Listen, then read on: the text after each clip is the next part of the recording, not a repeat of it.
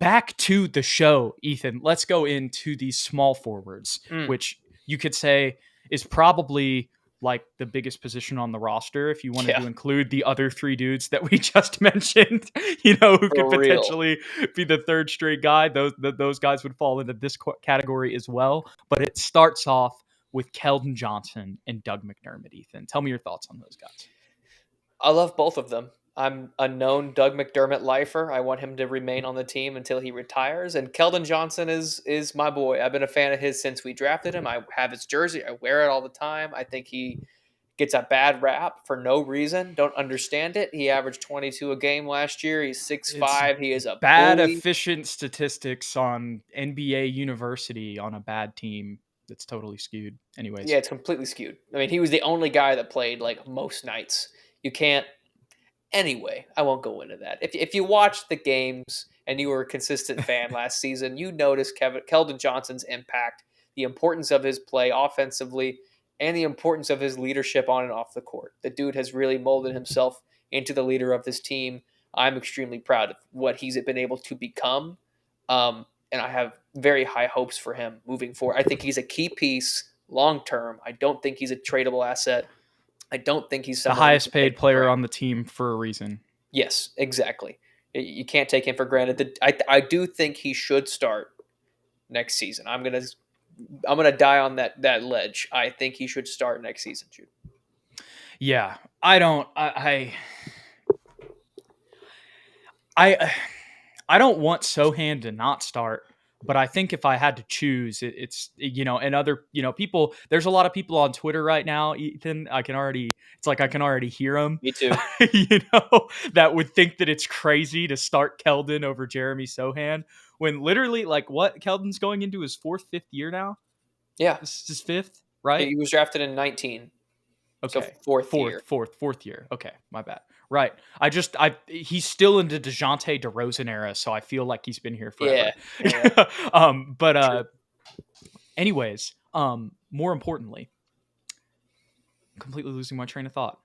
You were saying you could hear the Twitter mob trying to fight us, and then yes, thank you for mentioning that, because they would think that it's crazy to say that you would want to start Keldon over Jeremy, and I understand that if you want to talk about who has the higher potential over a career, I can totally have a conversation and understand if you say Jeremy Sohan over Keldon Johnson.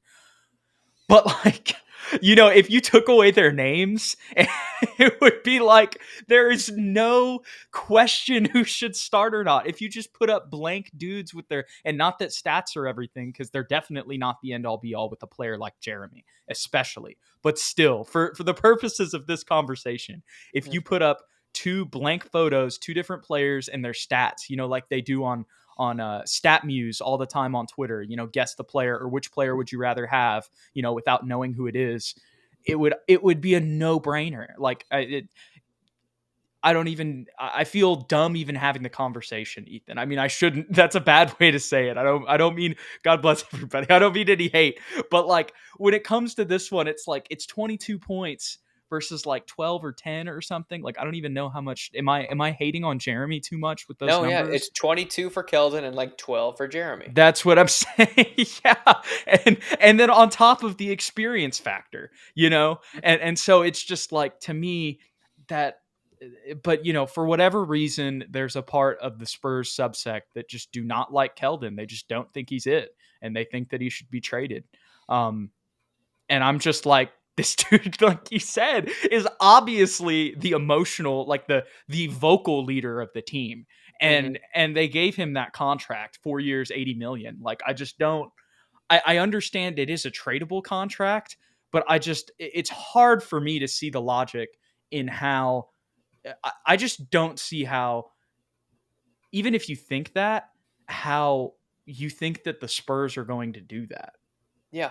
And to push it forward, I mean, just not even talking about Keldon, I do think Jeremy fit-wise would do better than Keldon coming off the bench. That's yes, I agree with that too. That's what I was going to get to, but I'm sorry. Go ahead. Sorry. No, you're right. It doesn't make sense. Keldon has, I have not heard a valid argument as to why people give him so much hate. They say defense, but then they just use the numbers, and I'm like, There's a numbers this lot of year. great players Yeah, that suck well, at defense too.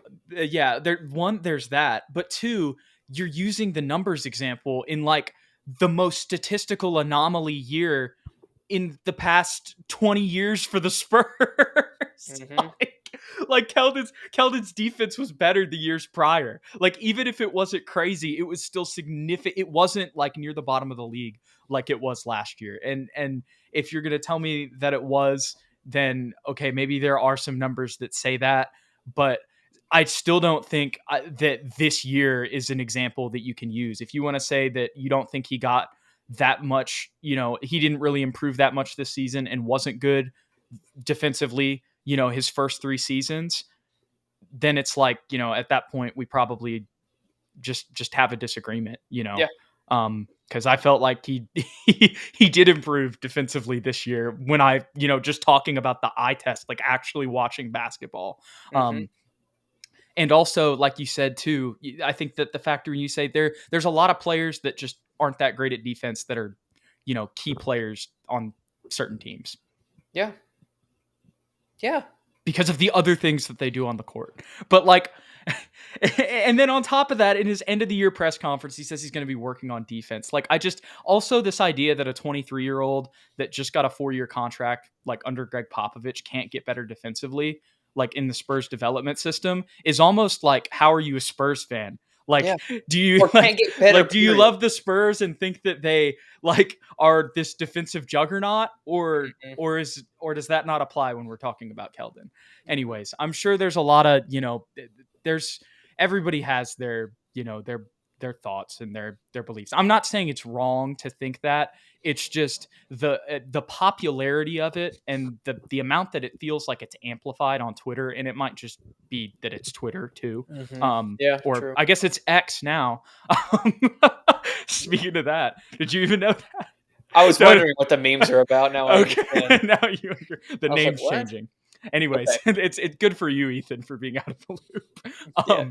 But back to Keldon, it's just hard for me to understand, to see their point. I could go on and on about this forever. I should probably stop. I think Keldon is going to start too. I think that Jeremy's experience as a sixth man, with Baylor, which I believe we had a commenter way back in the day mention that, and I kind of shot it down a little bit, and here I am, kind of coming around to it. So whoever you are, you remember, and I'm admitting to it. And I think also his playmaking off the bench, we'll see where Trey ends up. But if Trey is in the starting lineup, which is probably the most likely thing, his playmaking would add value off the bench too. Sohan, like as we've talked about, so much, his development and his potential everywhere. That was the thing that we saw this season. So I think that skill set also really helps, or excuse me, fits with him coming off the bench because of the fact that he's so versatile in so many areas, on top of the Manu comparison from Pop. What a way to put a bow on it, Jude. Love it.